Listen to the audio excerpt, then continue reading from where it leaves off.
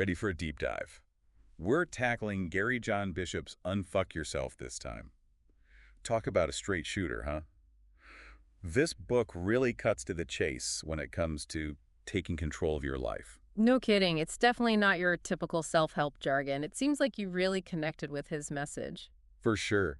He doesn't let you off the hook with vague advice. I mean, that part where he talks about the negative voice in our heads, the one that's like, you're not good enough. We've all been there, right? And it's not enough to just ignore it or try to think positive. Bishop takes it a step further by explaining the science behind it, like neuroplasticity. Okay, so our brain is like listening to our thoughts and rewiring itself based on what we're telling it. Yeah, exactly. Every time you have a negative thought, it's like reinforcing a pathway in your brain, making it easier for that thought to pop up again. Oh, that makes sense. Yeah. But so how do we change those ingrained thought patterns then? While since our brains are good at forming those pathways, Bishop argues we can actually use that to our advantage, like by consciously choosing different thoughts, different words. So it's not about wishing things were different. It's about shifting our language to create those new pathways in our brain. Right. It's like laying down fresh tracks for our thoughts to follow, eventually leading to new behaviors and a whole new way of showing up in the world. That's a pretty powerful concept. Speaking of shifting our thinking, there's another idea Bishop talks about that I found really intriguing, this whole idea of willingness. It's definitely a game changer. He argues that many of us are actually winning at the lives we have, even when we're unhappy. Hold on, how can you be winning if you're miserable? Well, it's about what we're subconsciously trying to prove to ourselves. He says instead of asking, what do I lack? We should be asking, what am I subconsciously trying to prove? Okay, I think I get what you mean. It's like we might be subconsciously holding ourselves back to prove some belief we have about ourselves, even if that belief is totally wrong. Exactly. We could be winning at proving ourselves right about being unworthy of love or success, just like our inner critic tells us. So, how do we break free from those self-sabotaging patterns then? He suggests a simple but powerful statement. I am willing I am willing to what? to do the real work, to challenge those limiting beliefs, to push past our comfort zones and take action, even when we don't feel like it. So it's about shifting from I wish things were different to I am willing to do what it takes to make them different. Exactly. That shift in language, that declaration of willingness, it's incredibly empowering. It's like flipping a switch in our minds, signaling that we're ready for a change. It's about realizing that uncertainty, well, it's not always a bad thing. It's actually where we grow the most. Hmm.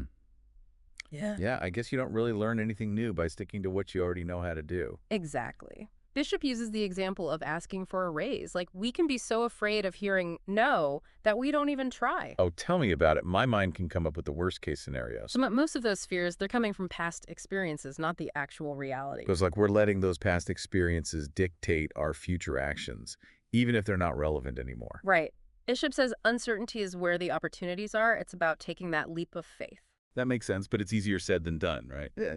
What about that inner voice that tells us we're not good enough? How do we quiet that down? Oh, Bishop has some great advice for that. He says, you are not your thoughts. You are what you do. Whoa.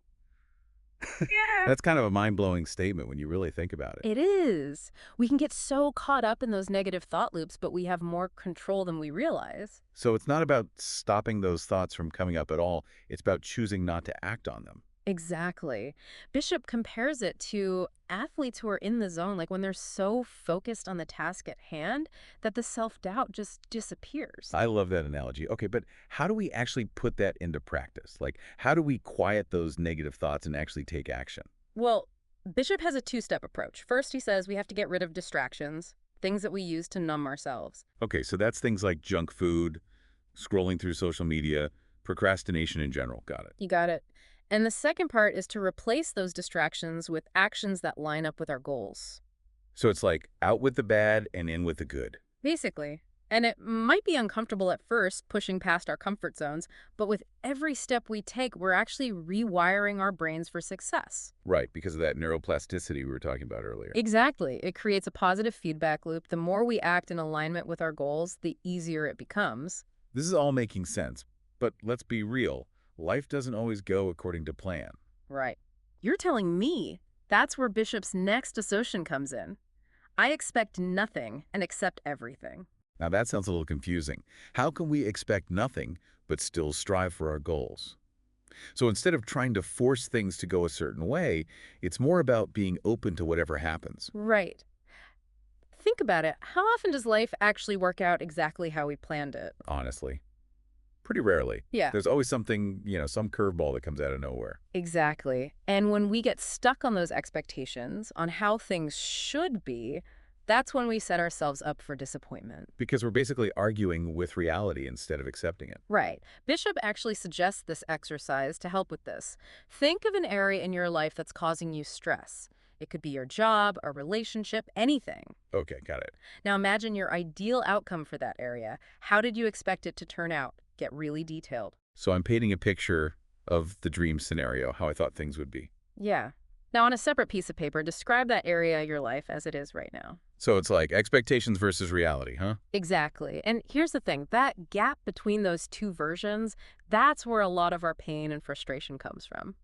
Because we're holding on to that idealized version that should have been story. Exactly. And you know what? Bishop argues that holding on to those expectations, it actually makes us feel less powerful, less in control. Huh, that's interesting.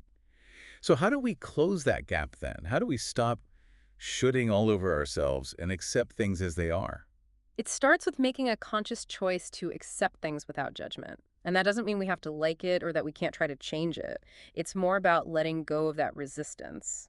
Okay, so it's about accepting what is, even if it's not what we wanted. You got it. He even talks about using the phrase, this is appropriate. Like, let's say you're feeling overwhelmed at a new job. Instead of beating yourself up for not knowing everything, acknowledge that, hey, it's appropriate to feel this way. So instead of saying, I should be better at this by now, it's more like, it's okay to be where I'm at. Exactly. And that shift in perspective, it allows us to focus on what we can control. Our actions, our effort, our attitude. It's about working with reality instead of against it, which makes a lot of sense. It really does. And that leads us to another key point that Bishop emphasizes, relentlessness. Right, that idea of becoming an unstoppable force, kind of like Arnold Schwarzenegger. Mm. But what does being relentless really look like in everyday life? It's about having that unwavering commitment to your goals, that refusal to give up, even when things get tough. Like Schwarzenegger, right? He definitely didn't let anything stop him. Yeah. So how do we cultivate that kind of grit? Bishop says it starts with having a clear vision of what we want to achieve. What are we working towards? What kind of impact do we want to make? So having that bigger picture helps us stay motivated even when we face challenges. Exactly. And it doesn't have to be some grand, huge thing. It can be anything that truly excites you, that lights you up inside. This has been such an insightful deep dive. I feel like I have a lot to think about. Any final words of wisdom from Bishop that we can leave our listeners with today? He reminds us that when we're on our deathbeds, we're not going to regret the things we didn't achieve, but the chances we didn't take. So unfuck yourself, go after what you want, and live a life worth remembering. That's definitely something to remember. Well, thanks for joining me on this deep dive. It's been great having you. It was my pleasure. Always happy to be here. And to our listeners, we hope this deep dive has inspired you to take control of your life and create a story you're proud of. Remember, you got this.